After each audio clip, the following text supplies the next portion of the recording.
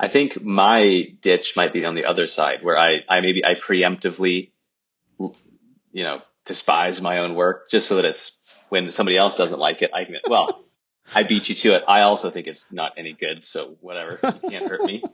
You can't fire me. I quit. So, so there's that other, I think that's my ditch is to be a little more, to cut the cord a little too readily, maybe, or Hmm. to just throw it out there and move on. Um, Hmm. yeah. So sorry, I can't recall a time when I was devastated that somebody didn't like what I did. I'm sure it happened. I know it happened, but I don't know. I don't remember. No, I mean the what I'm getting at, I think, and that makes a lot of sense that you would preemptively dismiss your own work for fear of being hurt. And you're right, that is definitely a ditch. So because I'm interested in for the parents listening and for the creative people listening who struggle with these issues either in themselves or their kids, because I think that there are so many gifted and talented children and adults, for that matter, who have learned to dismiss their own work or have learned to overvalue their own work and finding that way through that path, navigating that. But then also how we can learn to cultivate our own creative process, whether or not we want to go pro with it. Because I think everyone has a different, we'll call it a creative gift in a different field, whether it be music or the visual arts or writing. But the process of birthing it, of shipping it, as they say in the tech world, that's the terrifying thing. It's easier to leave something unfinished or keep it private than to actually subject it to someone looking at it. And so I think that's really important for people to learn how to do for their own well-being, for their own creativity, for glorifying God, and also especially for parents who are watching their children grow and are trying to express gifts and want to know how to cultivate them, but also knowing that it's a hard world, right? And just because you think something is amazing doesn't mean anyone else will, but you also have to think it's amazing too. I hope I'm putting my thoughts together the right way. No, yeah, that's all. It all makes sense. I think, um, yeah. Well, going back to the other ditch, where if you're out there trashing your own work before anyone else can, that's just Mm-hmm. as selfish as looking for the ego trip, where you're just looking for praise. So either you're just looking for praise, or you throw it out there and then you just say, "Oh, it's so bad. I'm no good. I'm no good." That's just as selfish and just as gross. You should stop it. It's And it's also a disservice to your audience. So if you throw something out there and it does connect, it does bless them, they do like it, and then you're out there saying as it's no good. You're just telling those Mm. people that their taste is bad and that this thing that they genuinely had affection for is dumb, from maybe one of their heroes. It's so trashing your own work is selfish. Looking for praise is selfish. So the whole point is, like I said, to bless somebody else. So if it's about you, um, it's going to end in tears.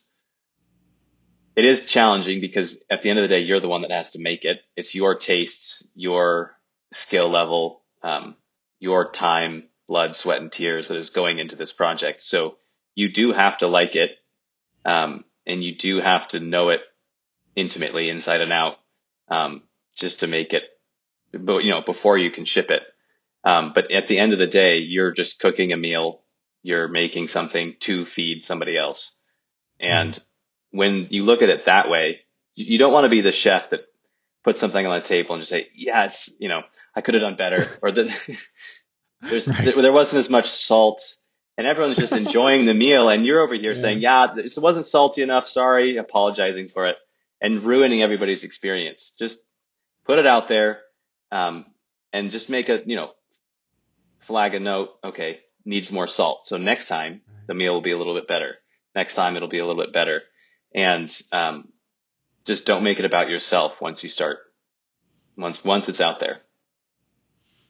Can you think? Okay, so addressing the other ditch, then, can you think of when you had to learn how to accept praise? Because that is definitely a thing where people don't know how to graciously. Someone says that's amazing, and if the tendency is to say, "Oh no, no, it's terrible," like no, you want to honor them in their experience. Maybe you can talk about that. Um, yeah, this going back to basketball. One of my friends, one of my teammates, his dad just told him, look, at the end of the game, if somebody says good game, doesn't matter if you won or lost, all you have to say back is good game, great job. Hmm. You don't need to say, I shot so poorly, or yeah, and then, or flatter them. And, you did really great too. All you need to say is thank you. And then, um, if somebody, yeah, the more I make things, the more I realize that I'm just sort of showing up and putting stuff together, but the idea and the art sort of comes from somewhere else. I'm sort of just an archaeologist discovering something. That's what it feels like. So when somebody else comes and says, "Oh, I loved this," I'm just free to say, "Oh, thank you. I also thought that was great. Wasn't it awesome?" And it's something that's just totally divorced from my own ego, my own pride, and we're free to enjoy it together because now it's out there. It doesn't really belong to me anymore. It's just this um, artifact floating in the wild. So yeah, if somebody praises you, just say thank you. That's it. And yeah, then you bite your tongue. You don't say, I'll do better next time.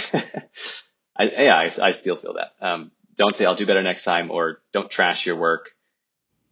But definitely don't rely on praise as a fuel to keep you going. Um, Hmm. it's Praise is nice. It's encouraging. But you're not really you never learn from it. You only really learn from critique, honest critique. Hmm. So, Say more about that. I mean, if you throw something out in the world and, well, let's take social media for another example. You post a drawing and of course no one's going to, I mean, maybe this happens, I guess, but people don't jump in the comments and just say, you stink, go home, quit drawing. Everyone just says, wow, amazing, amazing. You're the best. Oh, I wish I could draw like you, whatever it is. And then that becomes sort of the end goal of what it is you're doing.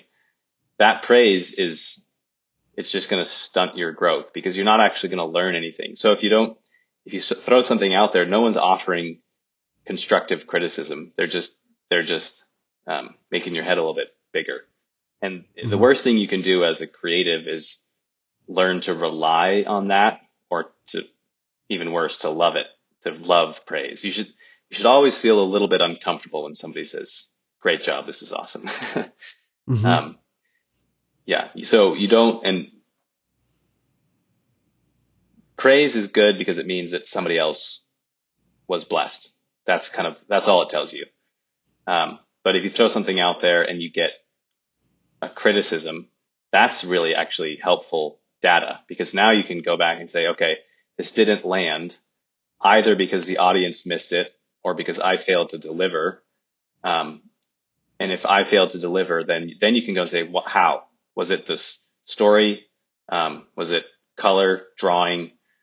And then you can dissect it. And maybe the audience picked up on something that they think is the problem, but you have to be intelligent enough to identify the problem somewhere else. So you fix it over here, and then that particular reaction goes away, if that makes any sense. Hmm. So that when people don't like something, that's when I really pay attention, because then and then you have to ask, why didn't they like it? Is it their problem? Is it my problem? Is it the work's problem? And then once you identify a problem, then there's an opportunity for education and growth, and that's exciting. Growth is always fun.